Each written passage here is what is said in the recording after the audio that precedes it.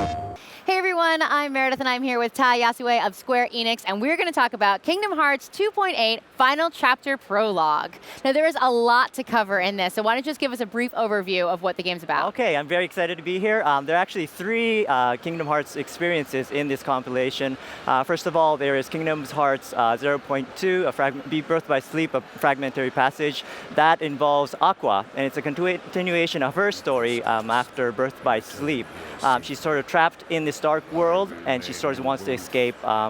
Shadows and evil creatures are out to get her. The second one is Kingdom Hearts Dream Drop Distance, and this one is it's ported from the 3DS system to PS4 for the first time, where you have Sora traveling in a dream world.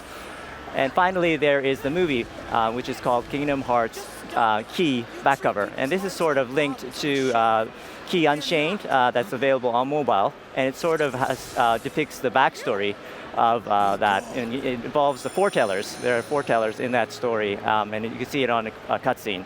So let's go back a little bit and tell me what it was like taking a game that was originally on a 3DS and bringing it to the PS4. Okay, well, it was actually, we had to plan things out. We had to change the controls, because obviously 3DS has a touchscreen. So we came up with a list, and we retweaked the game design. We changed it so, for example, the reality shift system, a lot of the battle system, we wanted to make it easier to play on a controller, for example. Also, we had a lot of mini games involving the Dream Eaters. These are creatures that you have as pets. And the mini games we wanted to play on the controller as well. So that was recreated, replanned as well. And I guess one of the big other things is we totally recreated the graphics. Obviously, the facial expressions, the fingers, everything, her hair. Wow. And also, it moves on 60 frames per second for the first time, I guess. And so the movements are really smooth, I think. So how that's long have amazing. you been working on that? That seems like a lot to cover. So that is right, but yeah, I guess we've been porting for 1.5 and 2.5 as well. So I guess that experience really translated well to DDD, Kingdom Hearts Dream Drop. What I loved when we were looking at the trailer is you see Aqua, and the flow motion style of her movement looks so beautiful and fluid throughout the levels. How did you guys achieve that? Well, I guess one of the hallmarks of Kingdom Hearts is this fluid movement, and we really wanted Aqua, who is elegant and has a lot of magical powers, to react dynamically with the environment. So she could sort of slide down slopes, hop on rocks, and you don't necessarily have to push the jump button as much. She automatically jumps on cliff sides. And also, I guess, one of the things we wanted to really push was her magical spells. Aqua's, I guess, hallmark is symbols are, I guess, magic. She's really good at magic. So for we came up with a lot of magical spells, remade them. For example, if you use the Blizzard, it shoots a piece of ice, and you could slide on, slide on a piece of ice. So all the magical spells really react to the environment and really changes the strategy of the game.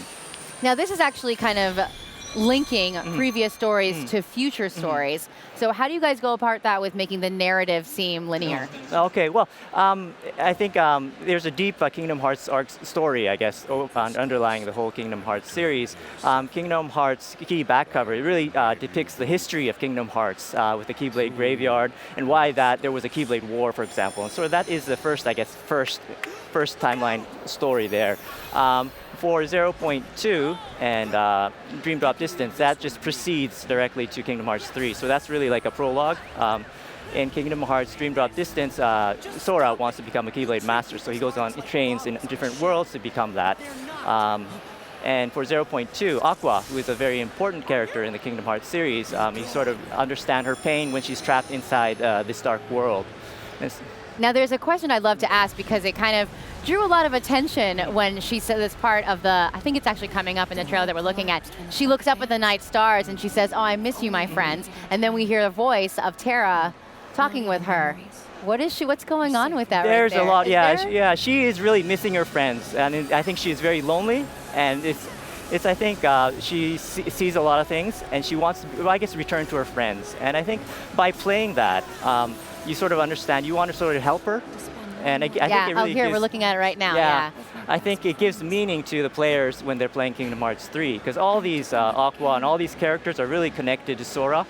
And we really wanted the players to experience her pain and her sadness. So that, I guess, we want the player to be emotionally involved, right? Yeah, empathize with her situation. Empathize, that's so right, you actually want to help her get through that. That's awesome. All right, well, we have a release date coming up of December 2016. And we'll stick around with the PlayStation vlog and also with Kingdom Hearts and find out more information about that when that's coming to all of Okay, us. I hope you look forward to it. I It's will, a great yes. game. Thank you so much Okay, for thank you, joining us. Steve. All right. プレイステーション